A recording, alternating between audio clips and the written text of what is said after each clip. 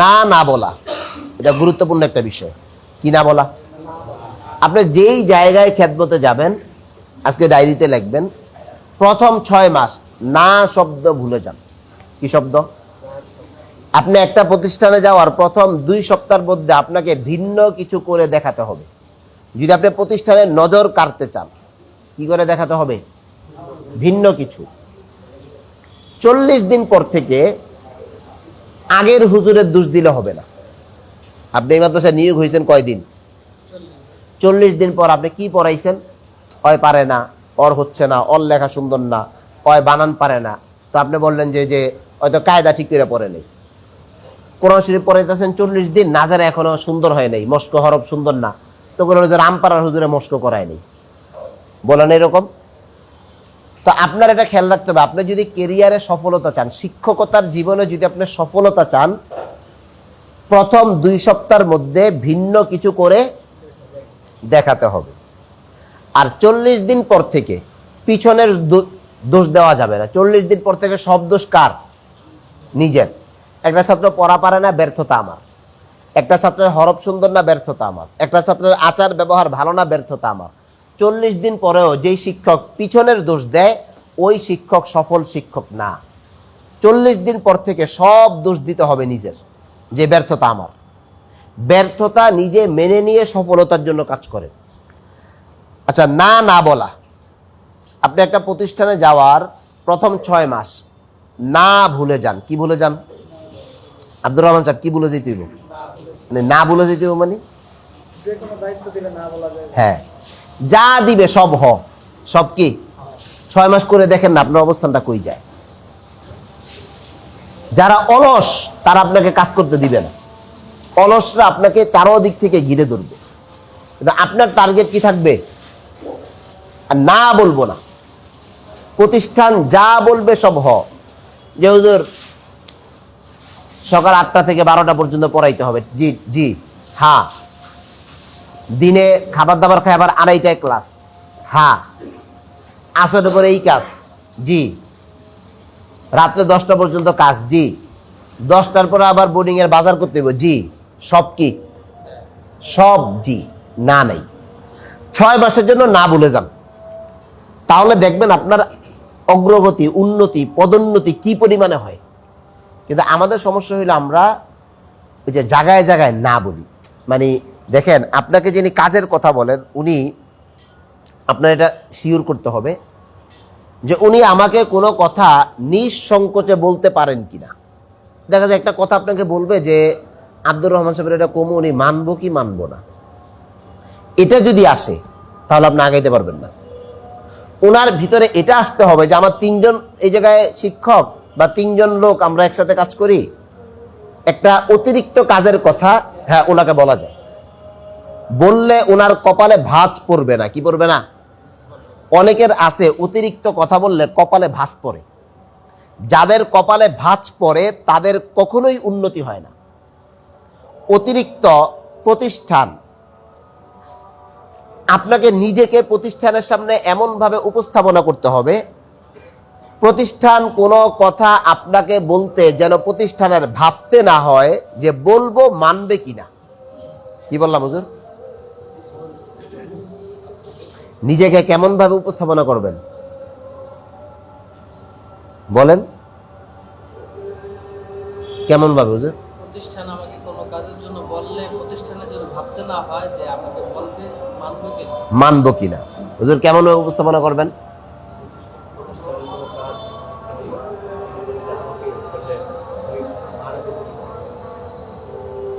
ভাই কি বলবেন?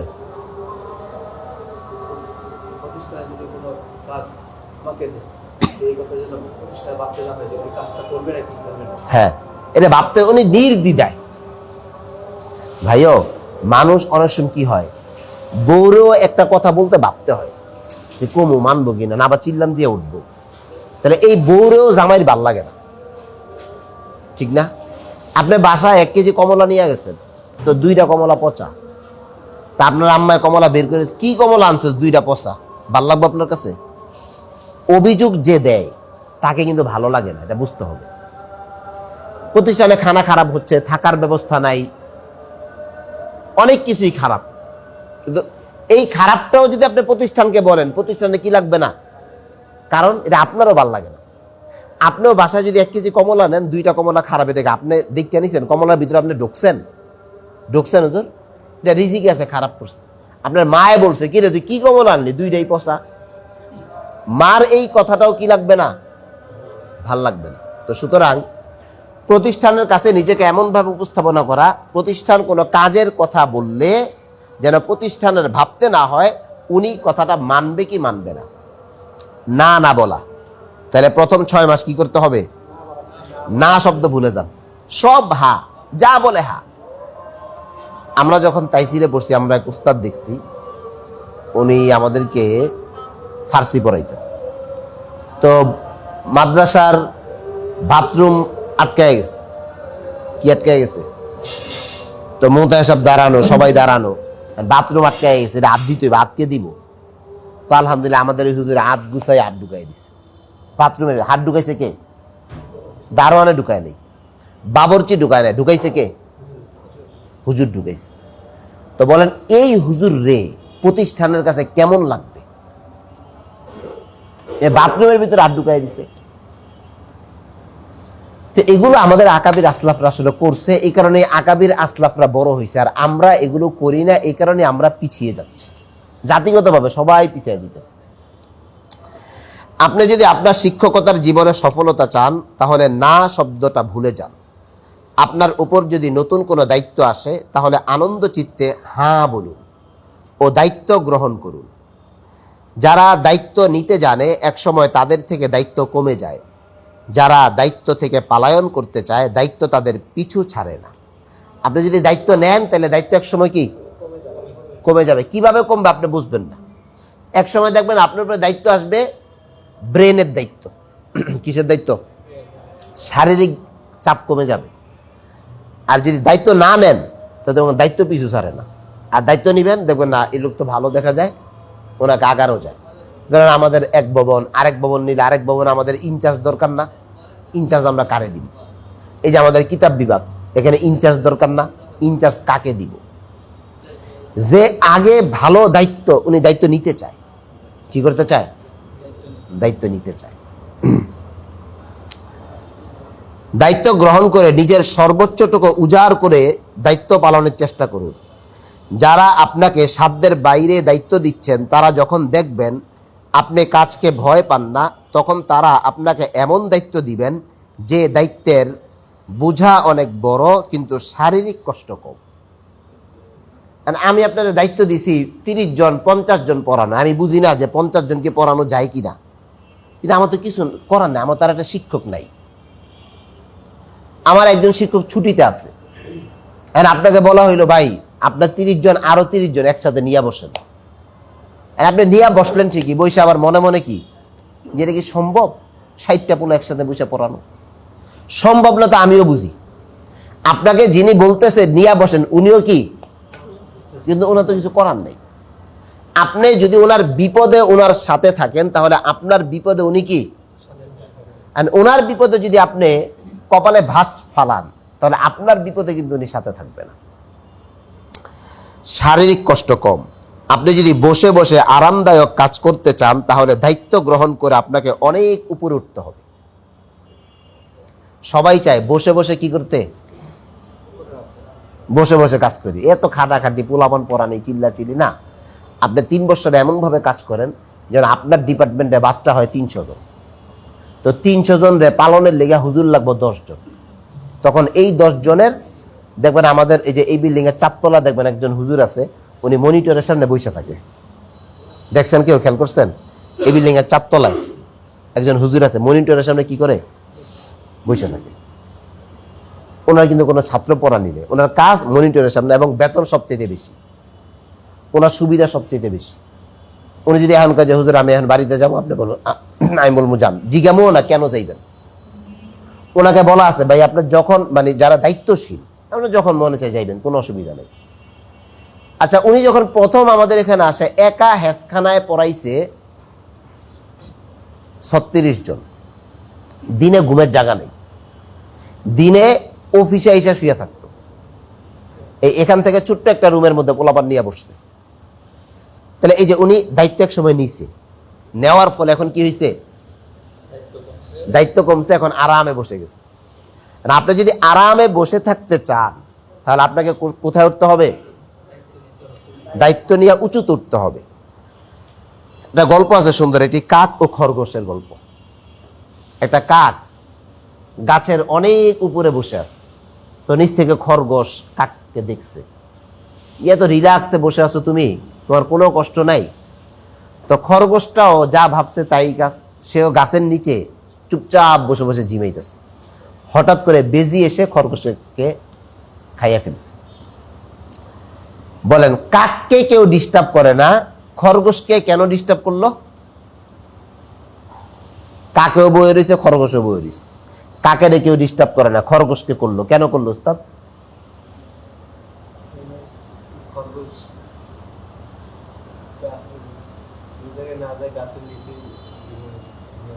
হ্যাঁ না, খরগোশ নিচে আছে, কোথায় আছে, কোথায় আছে, আর কাক কোথায় আছে? এখন আপনি যদি নিচে থাইকা বয়ে থাকেন তাহলে আপনি খরগোশ বেজিয়ে এসে আপনাকে খাইয়ে ফেলবে। আর যদি বসে থাকতে চান তাহলে উঠতে হবে কোথায়, উপরে। চোখের ভাষা বুঝতে পারা একজন সচেতন শিক্ষকের জন্য বাচ্চার কি বুঝতে হবে, চোখের ভাষা। আর বাচ্চার চোখের ভাষা, এখন আপনি বলুন চোখের ভাষা কিভাবে বুঝবে, না বুঝে। চোখের ভাষা কি, আপনি এখান থেকে ফার্মের মোড়ে যান, ফার্মের মোড় অনেক রিক্সাওয়ালা দাঁড়ায় রয়েছে, দূর থেকে আপনাকে দেখলেই হুজুর যাইবেন, যে যাইবো না হ্যারে কিন্তু কয় না, যে যাইবো একটা কন্ট্রাক্টর বাস চালায়, উস্তাদ দাঁড়ান, দূরে দুইজন দেখা যায়, হে বুঝা লাইছে যে এরা যাইবো। উস্তাদের কি করছে, উস্তাদ দাঁড়ায় গেছে।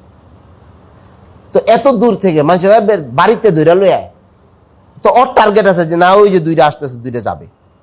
তো একটা বাসের কন্ট্রাক্টর কি বুঝে, প্যাসেঞ্জারের চোখের ভাষা বুঝে। এটা রিক্সাওয়ালা তার প্যাসেঞ্জারের চোখের ভাষা বুঝে।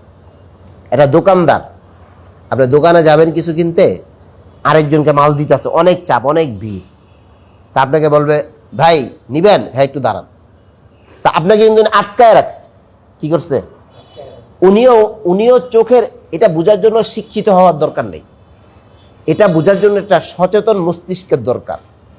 আর সচেতন মস্তিষ্ক আপনার তখন হবে যখন আপনি এগুলো ফিকির করবেন, যে একটা বাচ্চার চোখের ভাষা বুঝতে পারা। একটা বাচ্চা আপনি হেফসখানায় পড়ান, ওই ক্লাসে বসে বসে পড়ে না, যিনি পড়ান উনিই তো ক্লাসে মনোযোগী না, উনি ক্লাসে কিনা, উনার মনোযোগটা ক্লাসে না, মাগরিবের পর থেকে আসা পর্যন্ত উনি চিন্তা ফিকির করতেছে দুনিয়াদারি নিয়ে, উনি পড়াচ্ছে ক্লাসে কিন্তু মনোযোগ ক্লাসে না।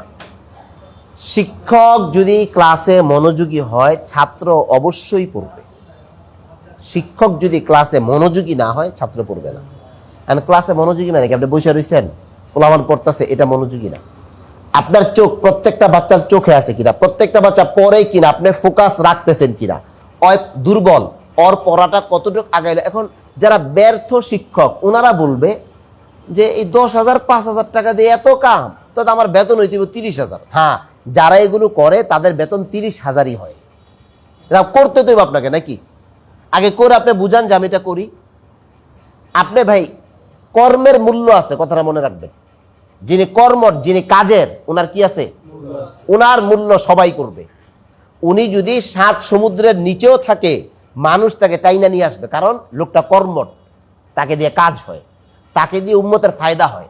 আর যারে দিয়ে উম্মতের ফায়দা হয় না উনি বলতে পারবে ব্যর্থতার কথা, না এত কাম কইরা এত কিছু কইরা 8-10 হাজার টাকা দিয়া কি জীবন, 8-10 হাজার টাকা আপনাকে কামাইতে বলছে কি? 8-10 হাজার টাকা দিয়ে আসলেই ঘর চলে না, এটা সবাই বুঝে, কিন্তু টাকা একজনের কাছে থাকলেই কেউ আপনাকে দিবে না, টাকাটা আমার কামাই করে নিতে হবে। কি করতে হবে? আপনি রিক্সা দিয়ে আসেন না, অনেক সময় অনেক রিক্সা থাকে না, প্রতিবন্ধী, একটা হাত নাই একটা পা নাই, রিক্সা চালাচ্ছে, কি হুজুর আছে না? আচ্ছা বলেন, এই রিক্সাওয়ালারে গিয়ে জিজ্ঞেস করেন 10 টাকার ভাড়া, একটা পাও নাই, সে রিক্সা চালাচ্ছে, এই জন্য কেউ কিন্তু তাকে 12 টাকা দেয় না, 10 টাকাই দেয়, দান করবে আরেক জায়গায়, হেরে না। কারণ উনি জায়গায় কর্ম করতে আসছে। হ্যাঁ, কেউ যদি অতিরিক্ত দেয় ইল্লা মাশাল্লাহ ব্যতিক্রম থাকতে পারে, কিন্তু ইনসাফ আপনি খোঁজ নিয়ে দেখবেন যে ওনার যেটা পাওনাই এজন্য যে ওনাকে মানুষ বেশি টাকা দেয়, বিষয়টা কি? বাস যা ভাড়া তাই দান করবে আরেক জায়গায়, এই জায়গায় না। তো চোখের ভাষা যদি আপনি বুঝতে পারেন, একটা বাচ্চা পড়তেছে না, সে বসে আছে, তার চোখ দেখলেই বুঝতে হবে যে ওই মনোযোগী কিনা পড়ায়। আপনি যদি বারবার সতর্ক করেন, তাম্বি করেন, মারার দরকার নেই। ছাত্রগুলোর জন্য বুঝে, আপনি যদি ক্লাসে যদি আপনার মনোযোগ থাকে, আপনার ফিকিরটা যদি ক্লাসে থাকে, তো দেখবেন বাচ্চাদের ফায়দা হবে। আর বাচ্চাদের ফায়দা হলে একসময় এই বাচ্চা আপনাকে খুঁজে বের করবে। আল্লামা তৌকি উসমানী সাহেব অনেক গুরুত্বপূর্ণ কথা বলছেন। অনেক শিক্ষক আছেন, এই শিক্ষকটা এই ছাত্রটাকে পরিচয় দেয় যে অমুক আমার ছাত্র, কিন্তু ছাত্রটা শিক্ষকটাকে চিনে না। আবার অনেক ছাত্র আছে যে ছাত্রটা পরিচয় দেয় অমুক আমার উস্তাদ, কিন্তু উস্তাদের ছাত্ররা কি চিনে না। এখন আপনি কি হইবেন এটা আপনার ব্যাপার। আপনার এই ছাত্র কিন্তু বুঝে যে আপনি কি ফাঁকি দিচ্ছেন না মনোযোগ দিয়ে পড়াচ্ছেন, ও কিন্তু এটা বুঝে। আর এই অনুযায়ী সে বড় হইলে আপনাকে মূল্যায়ন করবে। তো মূল্যায়নের জায়গাটা ভাই এখন তৈরি করতে হবে, বাচ্চার চোখের ভাষা বুঝতে পারা। বর্তমান সময়ে বিচক্ষণ শিক্ষক তিনি, যিনি শিক্ষার্থীদের চোখের ভাষা বুঝতে পারেন। একজন শিক্ষার্থী ক্লাসে মনোযোগী কিনা, তার মধ্যে কোনো ভয় কাজ করছে কিনা, সে পঠিত পড়া বুঝতে সক্ষম হচ্ছে কিনা, এ সকল বিষয়ে তার চোখ দেখেই আপনাকে উপলব্ধি করতে হবে। যে পারবে প্রতিযোগিতার ময়দানে সে আগায় থাকবে, আর যে পারবে না ব্যর্থ লোকের মতো সে নিজেও ব্যর্থ হবে, আরো 10 জনের মন কি করবে, ওই যে গেলেই করুন না, করেন দেখ মনে আস্তে আস্তে ভাই করবেন, কোনো লাভ নাই। কি কইব না, এগুলো ভুল কথা। লাভ শোনেন, পরিশ্রম কখনো বেইমানি করে না, মনে রাখবেন। মানুষ গাদ্দারি করবে, মানুষ কি করবে, কিন্তু পরিশ্রম কি করবে না। আপনি পরিশ্রম করবেন আর আপনি মানে পাবেন না, সফলতা পাবেন না, তাহলে আপনি খুঁজে বের করেন যে আসলে ভুল কোন জায়গায়, কোন একটা জায়গায় ভুল হচ্ছে, কোন একটা জায়গায় কি আপনি যার পর নাই মেহনত করছেন কিন্তু আপনি কি পাচ্ছেন না, তাহলে বুঝতে হবে কোন একটা জায়গায় কি হচ্ছে। বাস আপনি ভুলটা বের করেন। আমাদের এই বইয়ের শেষে একটা আলোচনা আছে, হঠাৎ খেদমত ছুটে গেলে কি করবেন। তো খেদমত ছুটে গেলে আগে তো আপনি চিহ্নিত করেন কেন গেল। ব্যর্থ লোক হাজারো কথা বলবে না, কেন গেছে না, অমুকে খারাপ তমুকে খারাপ, আমি ভালো করে পড়াই, আমারে বিদায় করে দিছে না। আপনি সত্যিই বের করেন কেন খেদমত গেল, আপনার যোগ্যতার স্কিল ডেভেলপ হয়েছে কিনা। আপনি 1 বছর আগে যা ছিলেন 1 বছর পর তাই, আপনার যোগ্যতা কি বাড়ে নাকি, এটা গেল খেদমত যাওয়ার, না অন্য কি কারণ। আবার সব ঠিক থাকার পরেও খেদমত যাইতে পারে, কি কইলাম, আপনি মেহনত করতেছেন, সব কিছু করতেছেন, সব ঠিক আছে, তারপরেও কি, এটাও হতে পারে, সমস্যা নেই। দুনিয়া তো ভাই জান্নাত না, জীবনের ছন্দ পতন হতেই পারে। জীবনের ছন্দ পতনে যে নিজেকে ধরে রাখতে পারে সেই সফল। আপনার কোনো দোষ নাই, সব ঠিক আছে, তারপরেও খেদমত ছুটে যেতে, মোতায় সাহেব ডেকে নিয়ে হুজুর কালকাতার আইয়েন না, এটা হইতে পারে। আচ্ছা, খেদমত ছুটে গেলে অন্য কারো দোষ দেওয়া যাবে না। কি বললাম, যাকে এই আলোচনা সামনে আইব।